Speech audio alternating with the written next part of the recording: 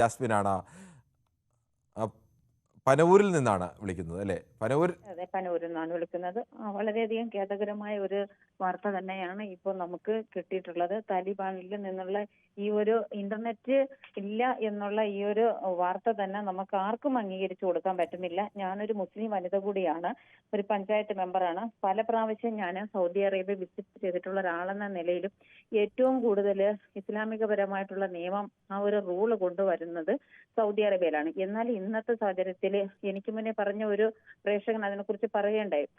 ഈ ഇന്നത്തെ ഈ ശാസ്ത്ര ലോകം എന്ന് പറയുന്ന ഈ മുന്നേറ്റം, ഈ ഒരു ഡെവലപ്മെന്റ് സൗദി അറേബ്യ പോലും അംഗീകരിച്ചു കൊണ്ടുപോകുന്ന കാര്യമാണ്.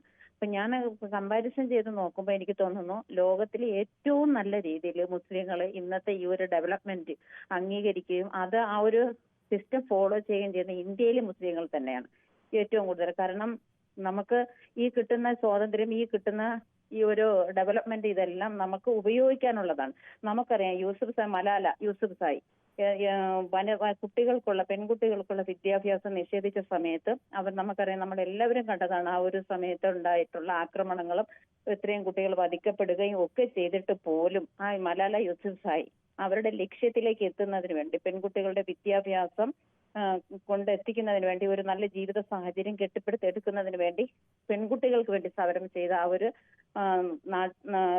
ഇത് നമ്മളെല്ലാവരും ആ ഒരു ന്യൂസ് അറിഞ്ഞിട്ടുള്ളതുമാണ്. പക്ഷെ എനിക്ക് തോന്നുന്നു ഇത് വളരെയധികം ഖേദകരമായി പോയി. ഇത്തരത്തിലുള്ള ഒരു സിസ്റ്റം താലിബാൻ മുന്നോട്ട് കൊണ്ടുപോകുന്നു ഒരിക്കലും അംഗീകരിച്ചു കൊടുക്കാൻ പറ്റുന്ന ഒരു കാര്യമല്ല.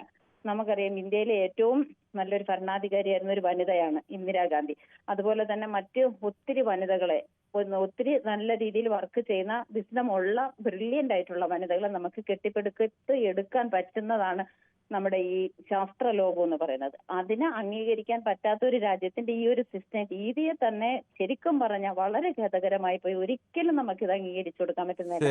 പിന്നെ നമ്മുടെ വിരൽ തുമ്പില് വിജ്ഞാനവും ഉണ്ട്, വിനാശവും ഉണ്ട്. ഏത് അക്സെപ്റ്റ് ചെയ്യണം എന്നുള്ളത് നമ്മുടെ കാഴ്ചപ്പാടാണ്. അതെ, അതിനെ പക്വതയോടുകൂടി ഉത്തരവാദിത്തോടുകൂടി ഉപയോഗിക്കുക എന്നുള്ളതാണ് പ്രധാനം. ഏത് ഇന്റർനെറ്റ് മാത്രമല്ല, വീട്ടിൽ കരക്കരിയുന്ന കത്തിയായാലും അത് തന്നെയാണല്ലോ. ഏത് സാധനം ഉപയോഗിക്കുമ്പോൾ അതിനെ ആ തരത്തിൽ ഉപയോഗിക്കുക വളരെ വാല്യുബിളായ അഭിപ്രായം തന്നെയാണ് ഷൈല ജാസ്മിൻ പനവൂരിൽ നിന്നുള്ള പഞ്ചായത്ത് മെമ്പർ കൂടിയാണ് നമ്മുടെ പൊതുവേദിയിൽ അഭിപ്രായപ്പെട്ടത്. എങ്ങനെയൊക്കെയാണ് ഇത് ലോകത്തെ ബാധിക്കുന്നത് എന്നതിൽ തന്നെ. ശ്രീ ദാസനാണ് കണ്ണൂരിൽ നിന്നാണ് വിളിക്കുന്നത്. ശ്രീ ദാസൻ, താങ്കൾക്ക് എന്ത് തോന്നുന്നു? ഈ പുതിയ കാലത്തൊക്കെ ആളുകൾ അധാർമികരായി പോകും, അല്ലെങ്കിൽ മൂല്യച്യുതി വരും. നമ്മുടെ പല ആളുകളുമൊക്കെ ഇത്തരം വാദക്കാരൊക്കെ ഉന്നയിക്കുന്നതാണ് ഒരുപാട്. പുതിയ കാലം മാറിയതുകൊണ്ട് എന്തോ വലിയ മൂല്യച്യുതി വന്നു പോയതൊക്കെ. അങ്ങനെ അവരിപ്പോൾ ഇന്റർനെറ്റ് തന്നെ അങ്ങ് നിരോധിച്ചിരിക്കുകയാണ്. എന്താണ് താങ്കൾക്ക് പറയാനുള്ളത്? കിരൺ ബാബു, 6ാം ക്ലാസ് കൂടുതൽ പഠിക്കാൻ അവകാശമില്ല അവിടെ ഈ ഭരണത്തിനെ കൂടുതൽ. ഐക്യരാഷ്ട്രസഭ അന്ന് ഇടപെടണമായിരുന്നു. ഇപ്പൊ ഇവര് മുജാഹിദുകളോ ജമാഅത്തെ ഇസ്ലാമിയോ അഹമ്മദിയനോ ഷിയാക്കാരോ എന്നല്ല, ഇവർ ഒറിജിനൽ സുന്നികളാണ് ഇവര്. ഇത് ഈ നാട്ടില് നമ്മുടെ വിനാശത്തിലേക്ക് വന്ന ആദ്യത്തെ ചവിട്ടുപടിയാണ് ഈ വിദ്വാന്മാർ, ഈ സാധനങ്ങള്.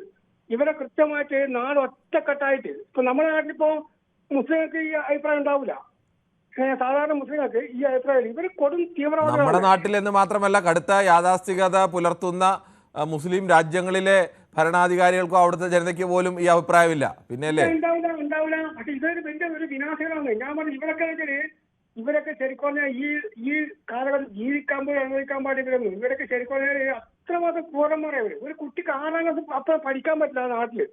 ഇതൊക്കെ ഓരോ മുസ്ലിം, ഈ നാട്ടിൽ ഓരോ മുസ്ലിങ്ങൾ ചിന്തിക്കണം. ഇത്തരം അവസ്ഥകള് ഇനി നമ്മുടെ നാട്ടിൽ ഉണ്ടാകാൻ പാടില്ല. ഇവരൊക്കെ കൃത്യമായിട്ട് ഐക്യരാഷ്ട്രസഭ ഇടപെട്ടിട്ട് ഇത് സാധനങ്ങളെ ഭരണത്തിന് പുറത്താക്കണം മൊത്തം.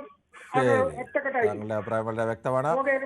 ശ്രീ ബാബുരാജാണ് നീലേശ്വരത്ത് നിന്നാണ് വിളിക്കുന്നത്. ശ്രീ ബാബുരാജ്, താങ്കൾക്ക് എന്ത് തോന്നുന്നു? ഒരു ഭരണാധികാരി തീരുമാനിക്കുകയാണ് ഞങ്ങളുടെ രാജ്യത്ത് ഇനി ഇന്റർനെറ്റ് വേണ്ട, ഇന്റർനെറ്റ് ഉണ്ടെങ്കിൽ അത് സദാചാരത്തിനെതിരാണ് എന്നൊക്കെയാണ് അവർ കണ്ടെത്തിയിരിക്കുന്നത്. എന്താണ് താങ്കൾക്ക് പറയാനുള്ളത്?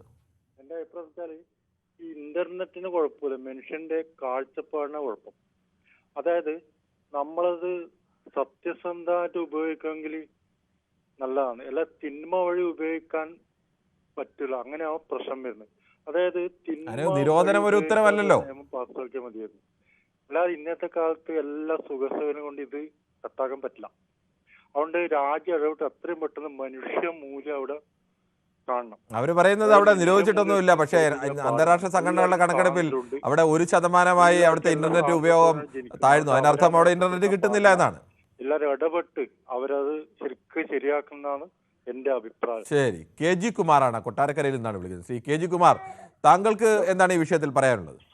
ഇതെന്ന് പറഞ്ഞു കഴിഞ്ഞാല് അഫ്ഗാനിസ്ഥാൻ വളരെ നല്ല വളരെ നല്ല രീതിയിൽ പോയിക്കൊണ്ടിരുന്ന ഒരു രാജ്യമായിരുന്നല്ലോ ഇത്, ഈ അതെ. അഫ്ഗാനിസ്ഥാൻ. മറ്റ് ലോകത്തെ പ്രധാനപ്പെട്ട പല രാജ്യങ്ങളെക്കാളും മുന്നേ പുരോഗതിയിലേക്കൊക്കെ വലിയ സാംസ്കാരിക പാരമ്പര്യമുള്ള ഒരു രാജ്യമാണ് അഫ്ഗാനിസ്ഥാൻ. ആ നാട്ടിലാണ് 80കളിൽ തന്നെ സ്ത്രീകൾ ഉന്നത വിദ്യാഭ്യാസം നേടുന്ന യൂണിവേഴ്സിറ്റികളിലൊക്കെ പഠിക്കുന്ന നിരവധി സ്ത്രീകളുണ്ടായിരുന്ന, അല്ലെങ്കിൽ വിദ്യാഭ്യാസപരമായി വളരെ ഉയർന്ന സ്ത്രീകളുണ്ടായിരുന്ന, മോഡേൺ ഡ്രസ്സൊക്കെ അന്നേ ധരിക്കുന്ന ആളുകളൊക്കെ ഉണ്ടായിരുന്ന ഒരു നാടുകൂടിയാണത്.